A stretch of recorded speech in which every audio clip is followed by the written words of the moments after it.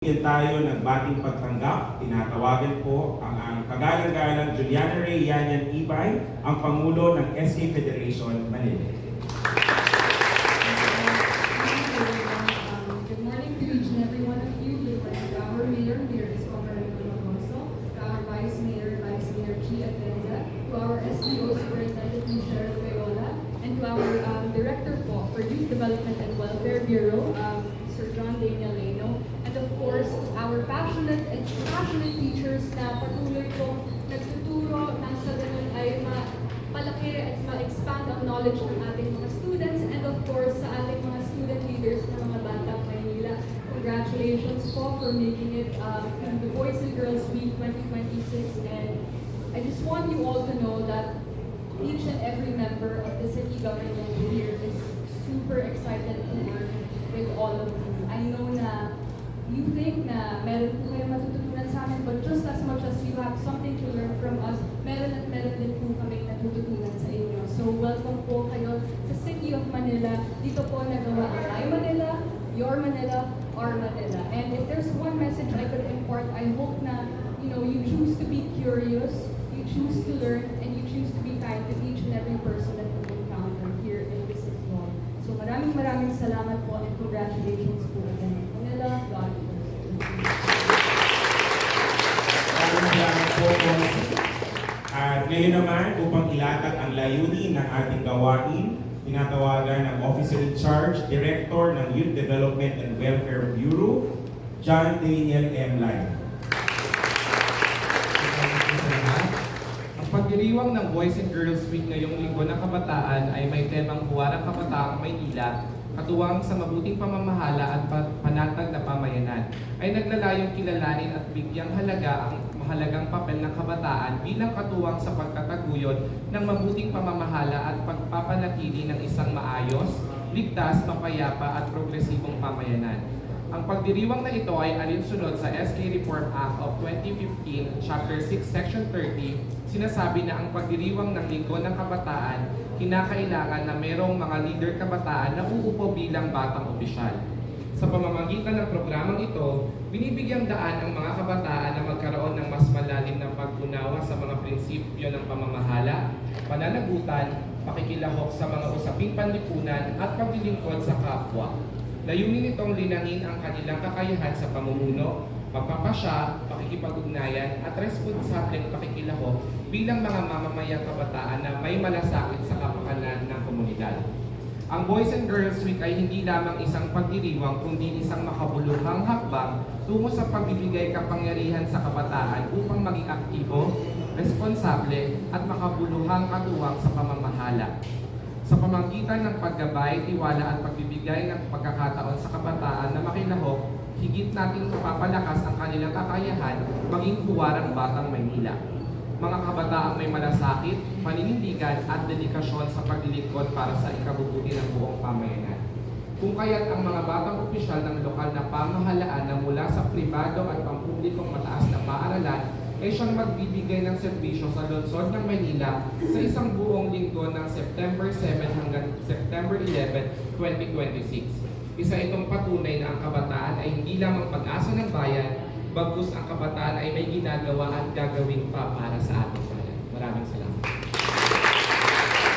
Maraming salamat po, Director Lyon, sa paglalatag ng layunin. Sa puntong ito, ating pakinggan ang isang pansigliwang pananalita mula sa ating butihing Vice Mayor, kagalang-galang Angela May Chi Atienza.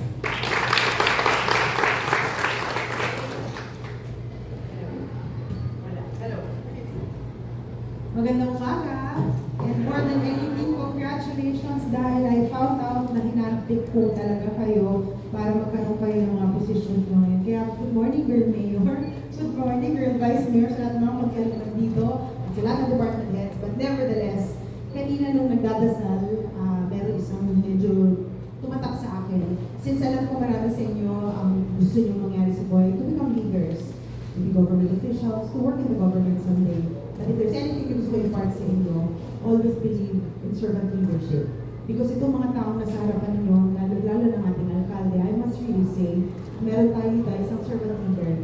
And hindi siya kasing palad ninyo, siya yung bata pa na kayo nandito to actually perform the duties of mga government officials. Ngunit kung bata siya, ang ginawa niya ay nagpursige siya sa buhay, i-aim for vision, and ginusto niya na makatayo ang kanyang buong pamilya. But nevertheless, lahat ng pinagdaanan niya sa buhay, yan ang bumuo para maging magaling ang alkabe natin dito. Kaya for this week or for next week, na mangyayari ito,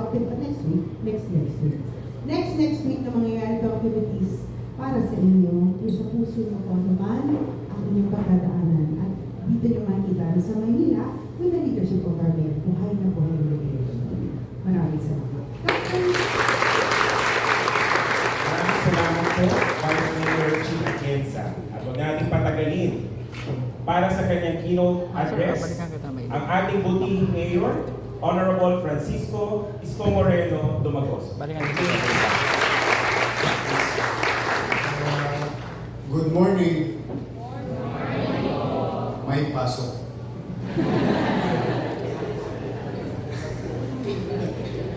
Well, una, welcome to Bulwagang Bayan. As you can see, the copy of the most famous, one of the major assets lent to national government, to National Museum, the Botong Francisco painting. As you can see there, dyan nyo na nakita halos ang kasaysayan ng bansa. At maraming portion dyan ay dito sa Maynila. So, thanks to Botong, because of these skills, the next generations and the generations to come will be reminded of such visual arts of who we are and where we came from. Ayan, sabi ng ating bayani, di ba? Ang hindi lumingon sa pinanggalingan ay hindi makararating sa paroroonan. And these are the type of visual arts that we value as the city government to remind the young, the new generations. We must continue to hope, at the very least, that there will be a government who will really function and serve its people. Because sa mga litrato, na nakikita nyo dyan, marami dyan ay nagbuhis ng buhay upang tayo ngayon ay makatikim ng ginhawa na mas alam natin sa salitang kalayaan. And freedom is not free. Freedom comes with responsibility. And we, as children of today, citizens of today, must be responsible to ourselves, to our parents, and to our community. Hindi ko pwedeng itatangan lang natin o ibibigay lang natin sa ating session na kayo, nagtitipid kasi kami ng kuryente. Sige nga, buksan mo na lang natin. We follow what we preach. Kasi, I don't know if you remember, I signed an executive order because of the Iran war to cut down the consumption sa electricity because most of the generation of power comes from fossil fuel like crude. Alam niyo naman na malapit na sa Mars yung presyo ng langis. But anyway, going back, nowadays, a very challenging situation in our educational community or institution, as you heard. I feel sorry, nakikiramay ako sa pamilya ng mga biktima na nangyayari sa iba't ibang institusyon ng edukasyon in their respective community. Nakakalungkot pa na itong mga pangyayari ito dahil siguro marahil na rin ng access to information ng tao. There is always two sides of the coin. The access to information is good when it is being utilized for you to be better. Yeah? But also at the same time, if you are exposed and unregulated or pariwara, kids will be exposed to unnecessary information or hindi napapagay at nasasapat na impormasyon sa takdang gulang. Kaya siguro kung mapapansin nyo sa telebisyon, nanonood ba kayo ng TV? Tasa kamay na nanonood ng TV. Regular TV. Everyone. As you can see sa mga programa, napapansin ninyo, sa umpisa ng programa, may advertisement. Or what you call the MTRCB. Yeah. Ang programa nito, blah blah blah blah blah. Because there is a reason behind it, wherein binibigyan ng paggabay ng gobyerno sa visual arts, yung mga posibleng makapanood ng isang bagay na maaaring kailangan gabayan ng magulang, gabayan ng nakakatanda, and so on and so on. Same thing with technology today. And because of we as Filipino aspire for something else or to better ourselves, sometimes we get encouraged with what we see in the virtual world. And the tendency of some is to get too much excited and perform such unnecessary activities and resulted to harming fellow students. Ako po, bago pa mangyari ang Zamboanga, kami nila Director Payola ng inyong SDO at sa unang school, I came up with a very strong way of doing things. Forgive me for doing so because I'm going to really to expel any student kapag nakulihan yung mga ganitong equip or gamit na hindi naman kailangan dali sa loob ng parang. It may be harsh to some, but I rather have you to be with your mother and father pagdating ng alas 3 o alas 5 ng hapon. Kauwing ligtas, buhay, at panatag. I really don't mind to segregate the few to keep the general population safe. Hindi naman to Mr. and Mrs. Congeniality contest. Ang paggogobyerno is sometimes you really have to bite the bullet in leadership. And that you will know along the way with your experience in the coming days.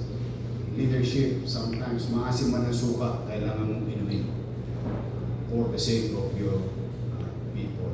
Particularly, there's now, going back as a student, alam niyo, masarap mag-cancel ng klase. Yeah. Okay, mag-alala. I don't know with them. I don't know. I really don't know. Private school. Private. Public. Anong school? Kasi ko sa more encouraged. Okay. So dito, ikaw ang Beola. Public. Tatlo kami rito. Mga produkto ng public education system katulad nito. Honestly speaking, magkaiba nga tayo ng maari ng generasyon. But our generation,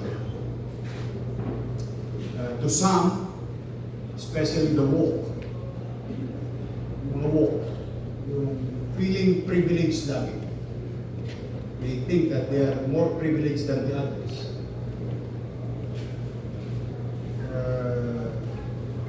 Okay lang na magaan sa bata.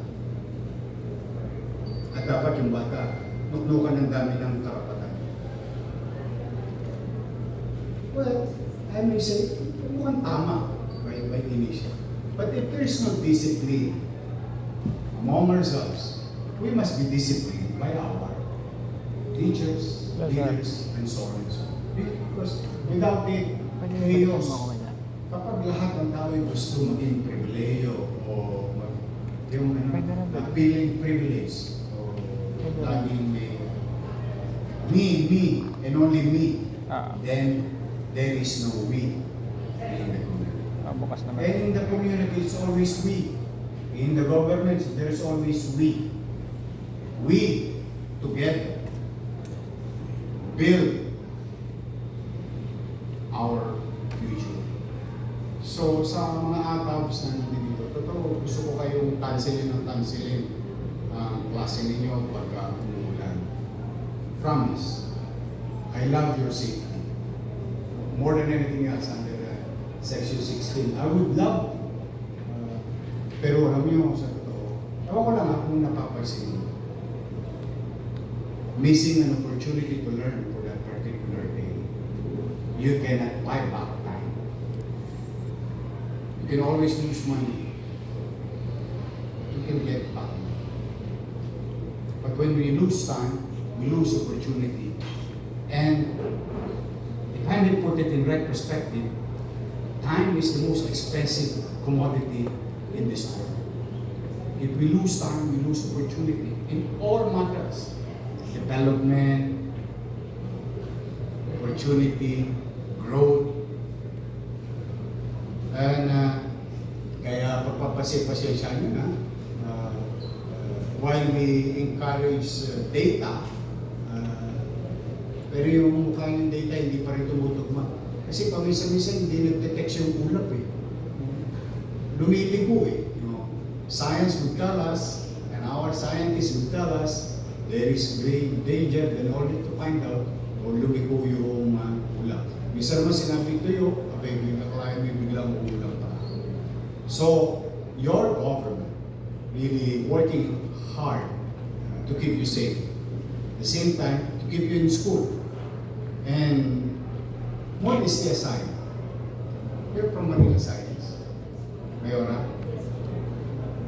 Sino ang taga Magsaysay? You're from Magsaysay. Albert kasi is elementary, and Almario is elementary. So you're from Manila Science, and you're in Magsaysay. Look at their school. That is the North Star of our statement, where we claim that we are investing into MBN. MBN means minimum basic needs: education, healthcare, housing, and jobs. And those two schools that I mentioned, out of 4 already, you know, you'll see their schools. Parang lasalpak na yung Manila Science. In fact, mas maganda pa, pero kumisan sa ibang private school. And I just wanted to share something to you. When I was building it during my first term, I was confronted by some. Matatawa ka dito. Bakit naman lahat air condition? Bakit ang masyadong malaki? Masyadong maganda? Blah blah blah. May pwede namang ganito na lang. You know what I answered? Doon sa kaibigan ko. Bakit? Pagka-gobyerno ba kailangan may magawa lang? Or, with the limited resources, you can come up with a solution that is better than the private sector. Bakit? Mas mayaman ng gobyerno. Yung private sector kailangan magbenta ng produkto para kumita. Yung gobyerno walang gagawin. Igaganon lang yung palad. Darating ang pera. Hanggang December 31 of this year. Kahit Chonggo ang ilagay niya dito sa upuan ko, darating ang salapi ng taong bayan papasok sa pamahalaan. The only challenge is how leadership spend their money. That's another challenge. Kanya-kanya na yun. Kanya-kanya. Sad to say that we have experience in our lifetime, and I think hindi nyo makakalimutan. Kasi nung araw, nababahari kami nila Manggayola. Mga pragman din kami. Lalo na yung Kagitingan Street. Nabali mo, from Moriones, lalakad ako, puntang Almario. 1 kilometro yun. Eh yung, kung naalala nyo yung kantang nakaligo ka ng basag dagat ng basura. And that is literal, not metaphor. We have experienced those. Ano pa namang araw, ha? Panaka-naka ang bagyo. Magbabaha lang dahil bagyo. Ngayon, umuulan pa lang baha na. That's why I feel bad for you that na-experience ito sitwasyon ito. Dala ng pagpapariwara ng ilang leaders natin or members in government. But then again, life was going on. And I do believe that if given a chance, better facility, better paid grade for our teachers and non-teaching person, better equipment, you know, I think we can produce more better, good quality students in our public education system. Why? Yung asignatura or syllabus 1,000, wala namang pinagkaiba yun eh, sa privado at publiko. Halos virtually the same. It's just that they have a better facility. That's why we, as your city government, we continue to invest and compete. I am competing, literally, one at a time, to private schools when we build our own schools. Literally. Eh ngayon, San Mario, saan kayo nakakita ng eskwela, may jacket. Giniginaw na sila dun eh. I don't know with Manila Science, hindi nagkasya yung pera eh. Saka sa Albert eh. At bibili ko rin sila ng jacket, pero next year na sila, magkaka-jacket na sila. But I'm pretty sure I'm much excited for Magsaysay High School. Just imagine, sayang talaga yung 3 years na nawala ako. It could have been done by this time. But I don't know if you saw my post the other night. Nasa ano na, nasa top floor na. But I promised them, come hell, high water. Karang ng tangke, tatapusin ko yun. February o March ng 2027 so that the Magsaysay student will now have their own going home to the Magsaysay High School area. Napakaganda ng eskwelahan. And we will build more. We will build more through the help of our SBO family, through our school board. We will continue one at a time. Instead of diluting and too much spread of limited resources, we concentrated and to address a particular radius of community to address future population growth. Because in every human being born, as we speak today, at this very moment, may isang batang ipinanganganak. At yung batang yaon, 7 years from now, will occupy a space in our public education system. So bago pa siya ipanganak, may nakahanda ng espasyo para sa kanya. Because I want the city of Manila to be ahead 10 years or 15 years from now with regard to population.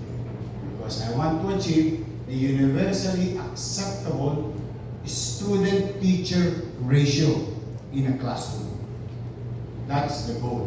That's the vision. So sa inyong mga mag-aaral, ay pumanatag kayo. Senior high ba rin? Kasi tumatama kayo ng malikanda. 500. Nakukuha nyo naman. Senior high. I crafted that law during my first term simply because I just want you to have something na kahit pa paano may pang-load or even pumasahe. But more than the school facility and all other things, bilang ama naman, walang perfectong magulang. The government. At saka walang steadfast rule or book paano magpalaki ng mga anak. May mga particular guidelines, pero wala yatang perfecto pamilya. But instead, naghahanap tayo ng iba na mga bagay na wala sa ating harapan. Bakit hindi natin baligtarin? Magpasalamat naman tayo kung ano meron tayo sa ngayon. So that we'll be a happier person. Sometimes we forget what we have already because of too much aspiration, because we are exposed into some visual materials na nakikita natin sa mundo. At sa panggigigil natin, which is hindi masama, sa kagustuhan natin, kami, ang mga bagay na yun, minsan naliligwak tayo o nalilihis tayo na. I was born, pinanganak ako sa mahirap, bilang mahirap o mas mahirap pa sa dagat. Kasi yung dagat, pag pumasok sa bahay, marami siyang machichichat. Kami, kailangan ko lumabas, and hopefully, yung tumira ng Jollibee na bata, may matira sa Chicken Joy na tinira niya. Pagdating ng alas 9 ng gabi, ilalagay sa supot na itim, at siya namin kukunin, at kami magbabatuhan na ng Chicken Joy sa loob ng bahay namin. And when you come and look at that situation, have you experienced such situation? Most likely hindi pa. That's why I just want you to be grateful. Not to your government alone. No. We need to do what we need to do. And it's up for you to judge later on if we did well. But as a student in the school, as a bilang anak, minsan hindi naman siguro masama mag-thank you sa teacher natin, sa nanay natin, sa tatay natin, sa pamilya natin. Baka lang nakakaligtaan natin kasi may mga napapanood ako. Hindi obligasyon ng magulang na ayusin ang kanyang anak. Kaya wala kaming dapat ipagpasalamat. Well, if you grew up in America, I understand. Kasi iba yung kultura niya. But we as Filipino, we always love our elders. We care for them. Even in their up to last breath ng mga lolo-lola natin. Hindi natin itinitega sa mga institusyon. Tinakalinga. Because that's who we are as people. And we should not change that. That we always grateful to our family. Lalo na kayo ngayon, kung buhay pa ang inyong nanay at tatay, you love them. Show that you care. Ako, ewan ko sila. Ako si Mang Gayola, ako naman kami dalawa. Ako, tiyak, huli lang lubos. Ako'y solong tagapagmana ng malaking lupain ang nanay ko. Bulog-bundukin at tumuusok pa.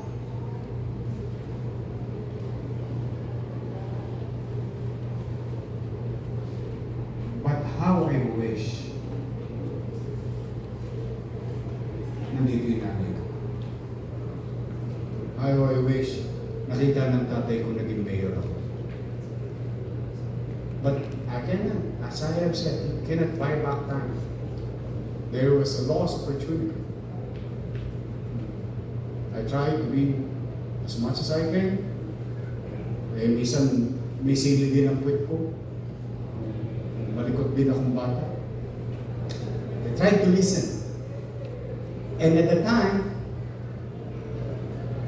I don't know if this is timely to each and everyone and to those who are watching. At the time, hindi ko maintindihan nanay ko bakit napakahigpit sa akin. Hindi ko maintindihan, maglaro ko. Eh, ginagawa ko naman ang signatura ko. Kasi ayaw-ayaw nanay ko makakita ng palakol sa grado, yung Form 1 Carte 8. Pag nakakita ng palakol yun, papalakolin yung ulo ko.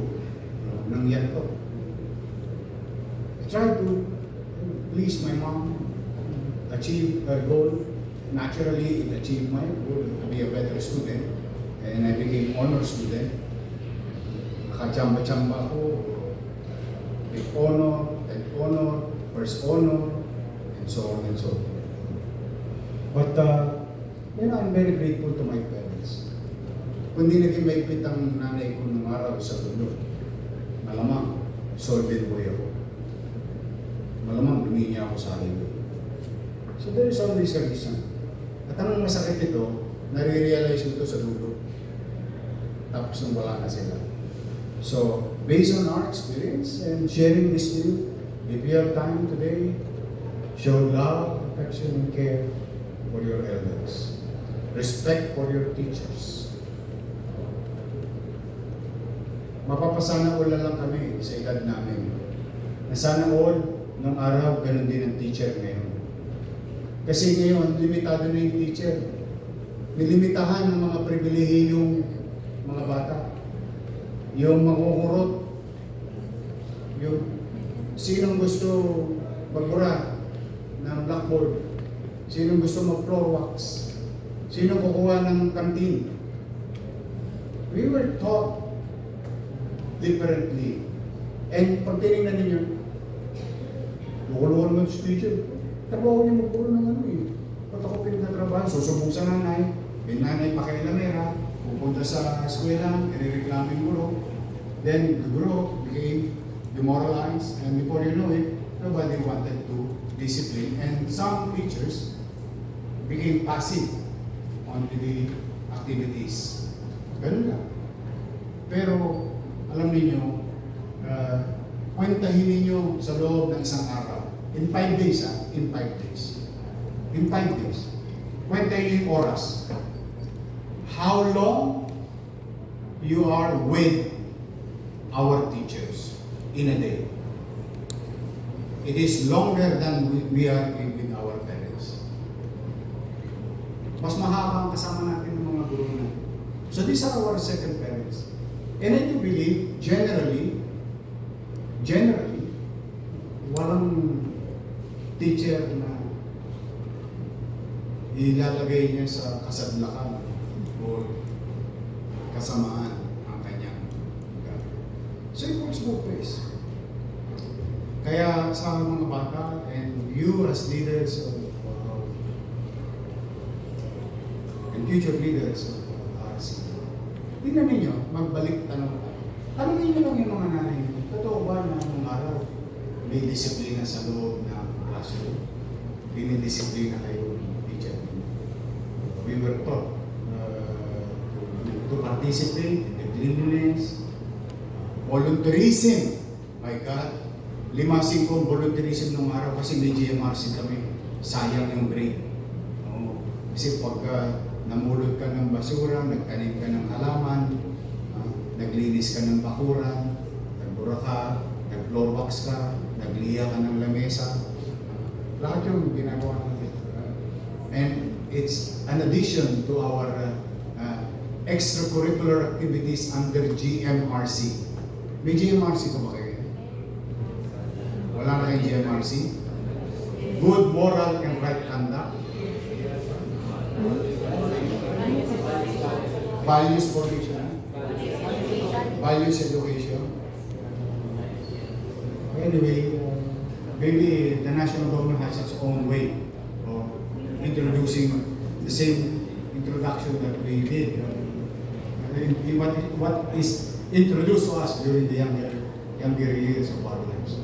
The GMRC cannot go sa isang baitang pagbagsakan. So you have to offset. Ibig sabihin, pag mababa GMRC mo, hindi ka naman na-prepay kasi academically pasado ka. Pero kailangan mo ang community. And we became responsible to our classroom, to the hallway, to the quadrangle. And we are very respectful with our janitors. Sa banyo, guards, lady guards. You know, gusto ko lang naman sa ayos kayo. And walang masama. Ako namamopia. Hindi sa classroom. Namamopia ako ng pagbububyero. Pagka maganda, ina-adapt ko, tapos binabagay ko sa kultura natin. Or how we are as Filipino. Siguro wala rin maganda. Tularan, gayahin. Ano nga ba ang mga epektibo pa na pamamaraan na naganap noong araw? Baka naman pwede namin i-adapt ngayon. At magdulot din ito ng tagumpay sa amin. Kasi marami kami naging matagumpay. We are a product and proud. Matamo sa ilong ko. Kasama ko mag-English. Diyos ko, saan ko. Talaga. But I'm really proud that I am a product of public education system. My teacher did not give up on me when I'm about to give up. Pinagsusundo pa ako nila Ma'am Bautista at saka nila Ma'am Maximo na para, uy, bumalik ka, mag-NCE na. Kasi I gave up. But my teacher did not give up. And the rest is history. Tondo High School. May Tondo yun. Silong ng mag-aaral. May kanta kami. Tondo High School. Tondo High School. Silong kapag umuulan. Silong ng ulan. Now, I hope you get my point. Ayoko isubo sa inyo ito, baka mapasok kayo. But it's also worth noting it. Why not? Why not we go back some of what is effective yesterday that can be effective today and produce a better school community? Panghuli, alam niyo may awit ng Maynila, no? Kinakanta niyo yun every week. Di ba may isang linya doon? Maynila, Maynila, dalhin mo? Yes. We are all Manileños. The capital of the country. Where all the journeys in every streets of this country starts in kilometer 0. And I want you, namnamin ninyo, ilagay ninyo sa inyong isipan, Batang Maynila, dala ko ang bandila ng Maynila sa buong bansa. Sapagkat sa Maynila, nung lumang panahon, ay hindi pa natin napapareho. ito ay the city of hope, the city of future. Dito, lahat halos nagsimula sa Maynila. So, yan ay isang bagay na pwede itangos yun ng ilong. While they're ahead of us economically because they were developed late. We were developed 500 years ago, or 455 to be specific. So we are an old city. But if there's one good thing about being old city, pag tinignan niya, mas aspirational yung BGC. Tama, mali? Makati, maganda yung mga building. Tama, mali? Doon sa may Pasig, maganda mga building. Tama, mali? But they don't have a soul. There is no story to that. If there is one good thing about being Manileño and a very old city, in every streets of this city, in every corner, in every part of it, there is always a story to tell. Success and failure. There's so much history, so much something to share, more than the opportunity. Yan ang itinatamos natin ng Ilong bilang batang Maynila. More so, if you excel from your field of undertaking. Who am I today? I am a student. I'm going to excel in my academic journey. I will not waste the opportunity given to me by my parents, by my government, by my teachers. Because sa kabilang dako ng lipunan, may mga batang kasing idara ninyo. Walang oportunidad na makapasok sa pag-aaral kahit hindi. Mas minabuti nilang piliin ng kumita agad at gamitin yung maliliit nilang muscle to make a living just to survive. So you are lucky. Maswerte tayo. But I want you to excel from your field of undertaking. Today, I'm a student. I will not waste time. I'm going to accept you. Because some of you will be doctors. And in fact, I want you to be doctors and nurses. Or maybe lawyers, some of you. Or professionals. But your city, when the time, pag the time yan, nga pala. Senior high na kayo sa junior high, di ba?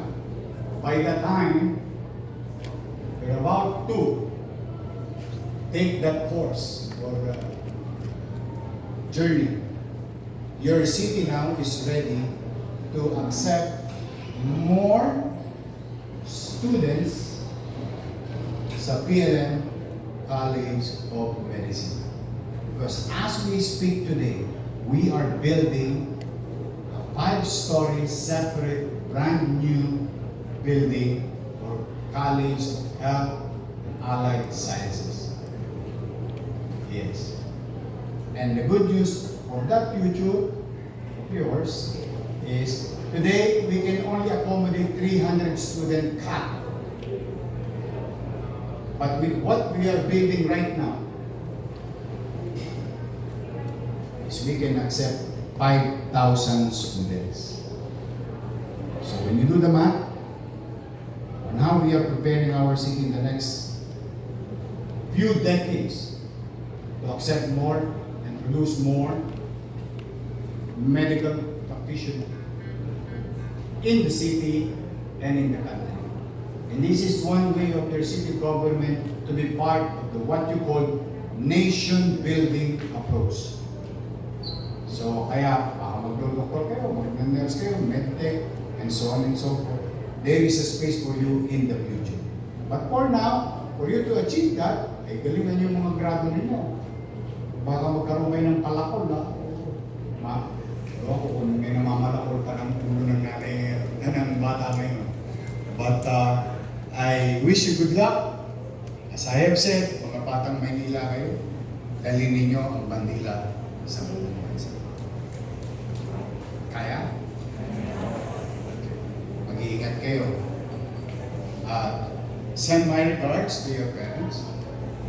And I'd like to assure you, we, people here in front of you, and all our colleagues in the local government unit, in our own little way, we will not stop. Hindi perpekto ang gobyerno ng Maynila. Pero garantisado, may gobyerno sa lungsod ng Maynila.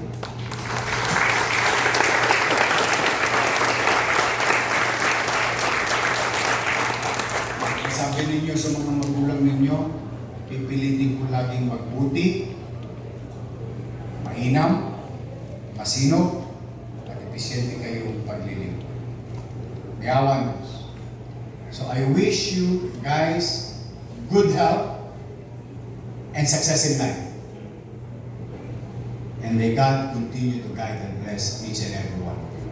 Congratulations. Pagpalain naman kayo ng Manila. God first. Thank you.